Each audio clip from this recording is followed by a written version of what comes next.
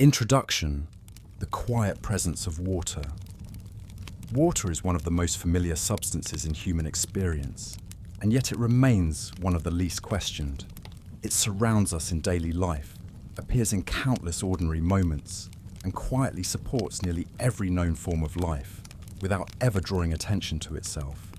In this slow lecture, we will explore the history of water, not as a dramatic force or a symbol of power, but as a steady and enduring presence that has accompanied the Earth for billions of years. The purpose of this lecture is not to persuade or to surprise, but simply to observe. We will move gradually through long stretches of time, allowing ideas to unfold at an unhurried pace, much like water itself moves through landscapes, shaping them solely and without intention. There is no need to remember dates or names precisely, and no need to follow an argument toward a conclusion. Instead, we will remain with the subject gently, allowing each thought to settle before the next arrives. Water has no single beginning that can be clearly identified, and no final chapter that marks its end. Its history is long, continuous, and deeply intertwined with the history of the planet itself. As we move through this discussion, each chapter will consider one aspect of water's presence in the world, from its earliest appearance to its quiet role in human civilization. The tone will remain steady, and the pace will remain slow, so that the subject may be approached calmly and without effort. Let us begin at a time before rivers, before oceans as we know them, and before the Earth had fully taken its present form. Chapter 1. Water before the Earth. Long before water flowed across the surface of the Earth, its components existed in simpler forms throughout the early universe. Hydrogen, the lightest and most abundant element, emerged soon after the formation of the first atoms, quietly filling vast regions of space. Oxygen appeared later, formed within stars, and released gradually through stellar processes that unfolded over immense periods of time. These two elements would eventually combine to form water, though not immediately, and not in any single location. In the early universe, temperatures were extremely high, and matter existed in states that made stable compounds rare. As space expanded and cooled, atoms were able to move more freely and interact in increasingly complex ways. Within clouds of gas and dust, the conditions slowly became suitable for the formation of simple molecules. Among these molecules were early forms of water, appearing as ice on dust grains drifting through cold regions of space. These frozen particles moved slowly, carried by gentle gravitational forces, collecting within larger structures that would later become planetary systems. Water, at this stage, did not exist as liquid or vapor in any familiar sense, but as ice bound to microscopic surfaces, waiting without intention or urgency. This quiet accumulation continued for millions of years, long before planets had fully formed.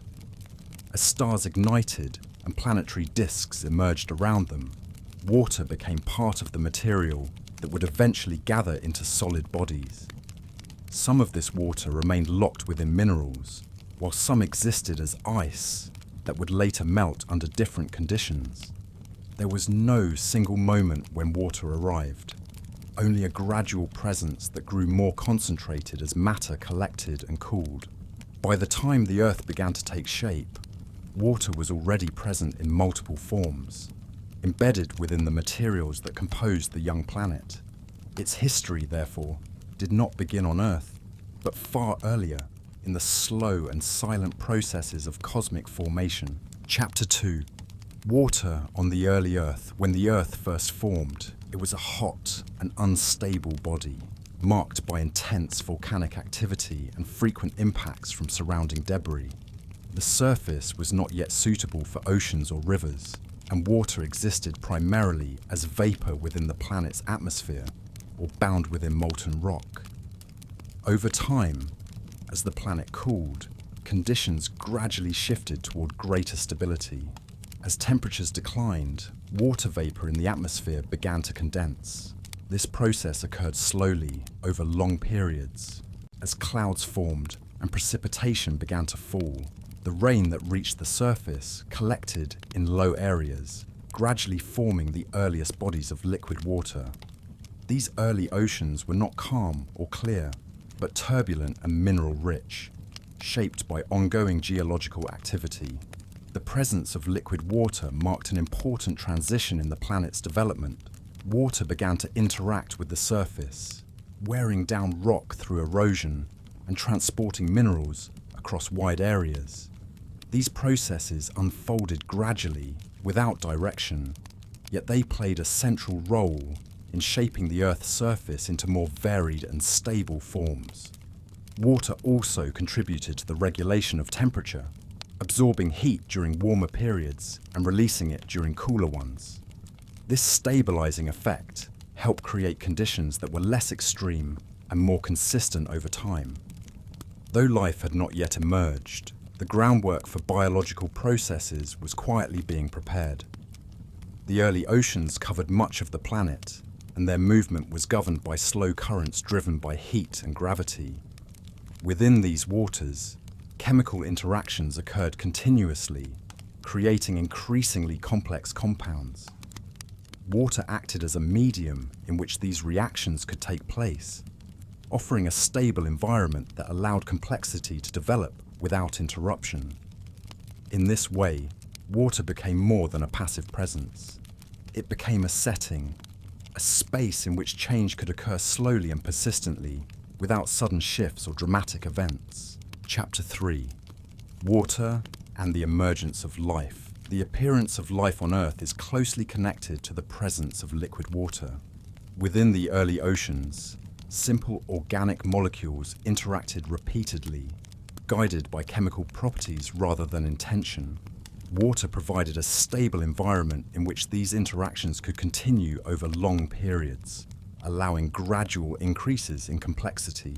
Water's unique ability to dissolve a wide range of substances made it especially suitable for supporting chemical processes. Molecules could move freely, encounter one another, and combine in various ways, without being disrupted by sudden changes in temperature or pressure.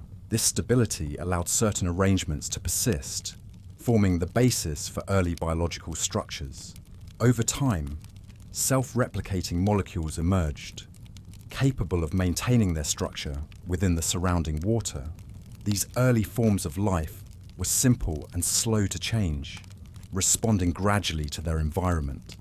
Water remained constant around them, buffering extremes and allowing continuity.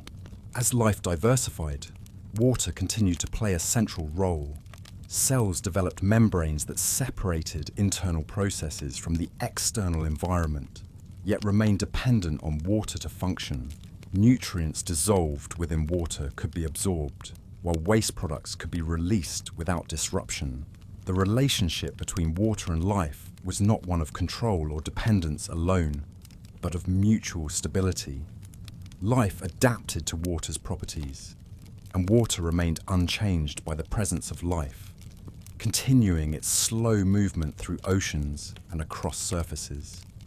This quiet partnership persisted for billions of years, allowing life to expand gradually without urgency or direction, shaped by small changes accumulating over time. Chapter 3. Water and the emergence of life. The appearance of life on Earth is closely connected to the presence of liquid water. Within the early oceans, simple organic molecules interacted repeatedly, guided by chemical properties rather than intention. Water provided a stable environment in which these interactions could continue over long periods, allowing gradual increases in complexity. Water's unique ability to dissolve a wide range of substances made it especially suitable for supporting chemical processes. Molecules could move freely, encounter one another, and combine in various ways, without being disrupted by sudden changes in temperature or pressure.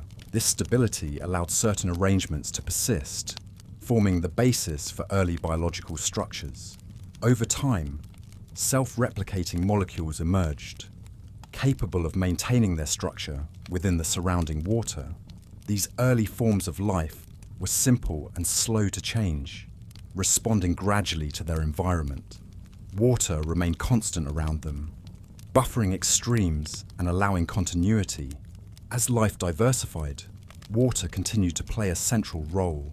Cells developed membranes that separated internal processes from the external environment, yet remained dependent on water to function.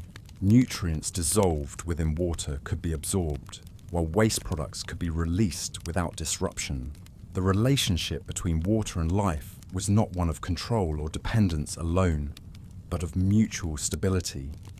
Life adapted to water's properties, and water remained unchanged by the presence of life, continuing its slow movement through oceans and across surfaces. This quiet partnership persisted for billions of years, allowing life to expand gradually without urgency or direction, shaped by small changes accumulating over time. Chapter 5. Rivers and long memories. Rivers are among the most visible expressions of water's movement across land. They begin modestly, often as small streams formed by rainfall or melting snow, and grow gradually as they collect water from surrounding areas. Their paths are shaped by gravity, terrain, and time, rather than by intention. A river carries with it the memory of the land it passes through. Sediment, minerals, and organic material are transported downstream, linking distant regions through slow and continuous exchange. In this way, rivers connect mountains to plains and inland areas to the sea without interruption. The flow of a river is rarely constant, yet its presence remains reliable over long periods. Seasonal changes bring variation in volume and speed, but the overall pattern persists. This consistency has made rivers central to the development of landscapes and ecosystems alike. As rivers move, they carve channels that gradually deepen and widen. Floodplains form alongside them, created through repeated overflow and deposition of sediment. These areas become especially fertile, not because of sudden abundance, but because of steady renewal. Rivers do not rush toward their destinations, even though their movement is continuous. They pause in bends, slow across flat land, and sometimes change course entirely. This flexibility allows them to adapt to changing conditions without losing their overall direction. In their long and quiet movement, rivers demonstrate how water carries the past forward, shaping the present without urgency. Chapter 6. Oceans as slow archives. The oceans contain most of the Earth's water and represent one of its most stable environments. Though their surfaces may appear dynamic, with waves and tides in constant motion, their deeper layers change very slowly. Temperature, pressure, and chemical composition remain remarkably consistent over long periods of time. Within the oceans, water circulates through vast currents that move heat and nutrients around the globe. These currents operate on timescales that extend far beyond human experience, completing cycles that may take centuries. Their movement is steady and predictable, even though it is rarely observed directly. The ocean floor preserves a record of the Earth's history. Sediments settle gradually, forming layers that reflect changes in climate, volcanic activity, and biological processes. Water acts as both carrier and preserver, allowing this record to accumulate undisturbed. Marine life exists within this slow-moving archive, adapted to conditions that change very gradually. Organisms respond not to sudden shifts, but to long-term patterns that unfold over generations. Water provides continuity, allowing ecosystems to persist without interruption, even extended far beyond these immediate uses. Plants grew more easily near water, animals gathered there regularly, and the surrounding land became more predictable over time. This predictability allowed early communities to observe patterns, develop routines, and pass knowledge from one generation to the next. Settlements near water tended to grow slowly, shaped by the rhythm of seasons and the availability of resources. Floods, droughts, and changes in water levels introduced variation, but these changes were generally gradual enough to be understood and adapted to. In this way, water encouraged long-term thinking and careful observation rather than constant movement. Over time, paths formed between water sources, creating early routes of travel and exchange. These routes followed the contours of rivers and coastlines, reflecting the natural flow of water itself. Human movement began to mirror the steady patterns already present in the landscape. Water did not dictate human behavior directly, but it provided a stable framework within which societies could develop. Its presence allowed communities to remain rooted, to observe their surroundings over long periods, and to develop traditions grounded in continuity rather than urgency. Chapter 8: Water in Agriculture and Daily Life. The gradual development of agriculture marked a significant shift in human interaction with water. Rather than relying solely on naturally occurring vegetation, people began to guide water intentionally toward cultivated land. This process unfolded slowly, beginning with simple practices and evolving over many generations. Early irrigation systems were modest in scale, often consisting of shallow channels that redirected seasonal water flows. These channels followed the natural slope of the land, allowing water to move gently without force. The goal was not to control water completely, but to cooperate with its existing movement. As agricultural practices became more established, communities developed a deeper understanding of water's timing and behavior. Planting and harvesting were aligned with rainfall patterns and river cycles, reinforcing attention to seasonal rhythms. This alignment encouraged patience and long-term planning rather than immediate results. In daily life, water was gathered, stored, and used with care. Its availability influenced household routines, social organization, and the division of labor. Because water required effort to collect and manage, it was rarely wasted, and its presence was treated with quiet respect. Water also shaped cultural practices, though often in understated ways. Rituals related to planting, harvesting, and seasonal change reflected an awareness of water's role, even when it was not explicitly named. Through these practices, water became integrated into daily experience, not as a subject of attention, but as a constant background presence. Chapter 9: Water as a medium of trade and travel. As societies expanded and connected with one another, water became an important medium through which people and goods moved. Rivers and coastlines offered routes that were more efficient and predictable than overland travel. These waterways developed gradually into channels of exchange, linking distant regions through steady movement. Travel by water required careful observation and adaptation. Currents, tides, and seasonal changes influenced timing and direction, encouraging travelers to work with water rather than against it. This cooperation fostered a sense of continuity, as routes remained stable over long periods. Trade conducted along waterways tended to develop slowly, shaped by regular interaction rather than sudden expansion. Goods moved incrementally, carried by vessels designed to follow the natural behavior of water. This pace supported long-term relationships between communities, built on familiarity and repetition. Ports and harbors emerged where water movement naturally slowed or converged. These locations became points of exchange and settlement, not because they were strategically planned, but because they aligned with water's existing patterns. Over time, they grew into centers of cultural and economic activity. Water did not accelerate human activity, but provided a steady framework for it. By offering reliable routes and predictable conditions, it allowed connections to form gradually, supporting expansion without disruption. In this role, water continued to shape human history quietly, without drawing attention to itself. Chapter 10: Water in Science and Understanding. As human societies developed systems of formal study, water gradually became an object of scientific observation rather than only practical use.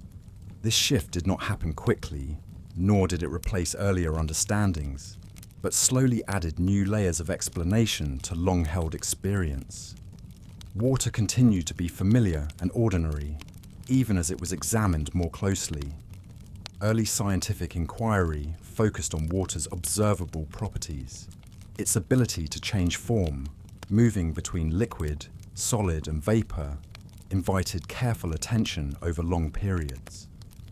These changes were recorded patiently, often through repeated observation rather than experimentation in the modern sense.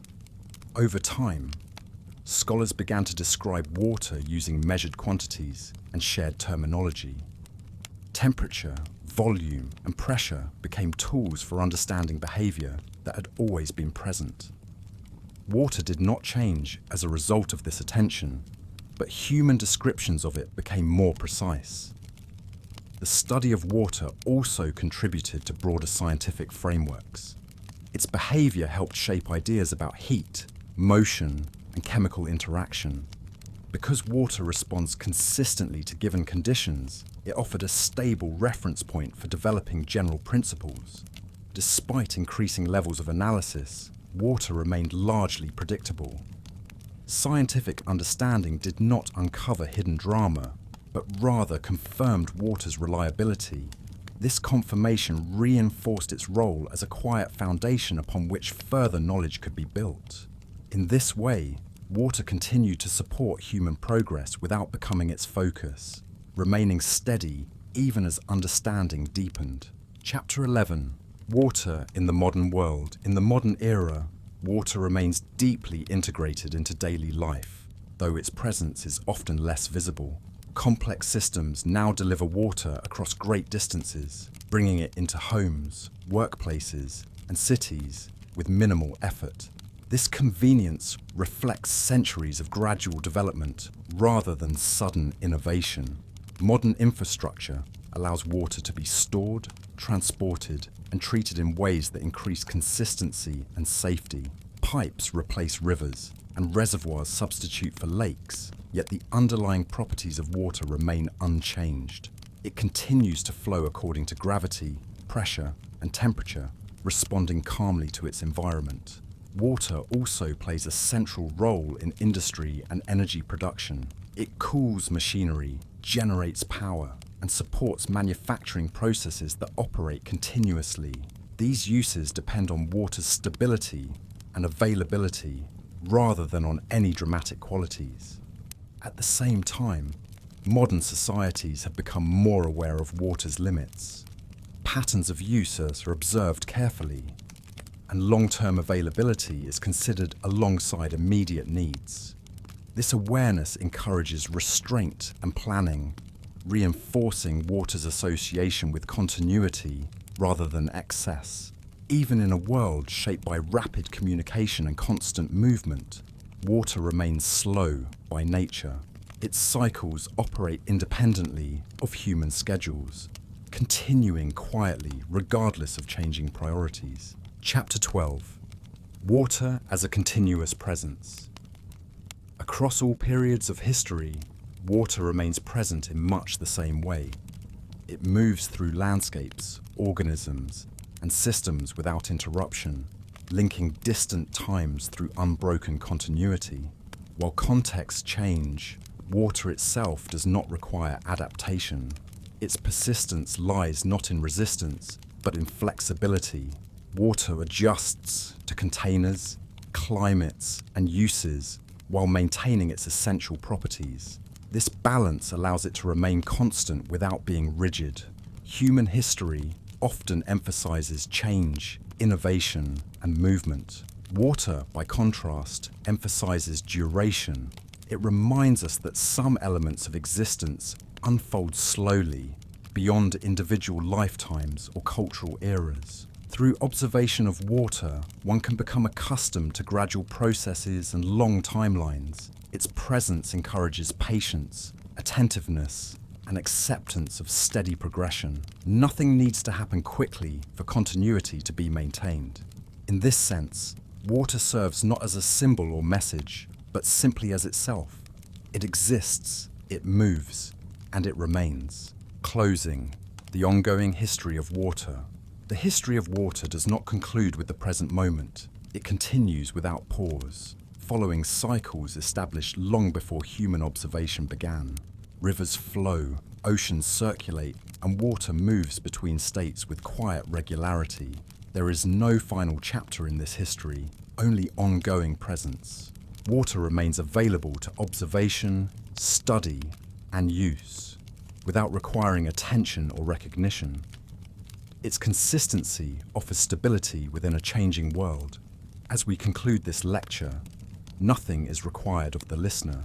There is nothing to remember, apply, or resolve. The subject remains complete in itself, continuing beyond these words. Water persists, calmly and continuously, as it always has.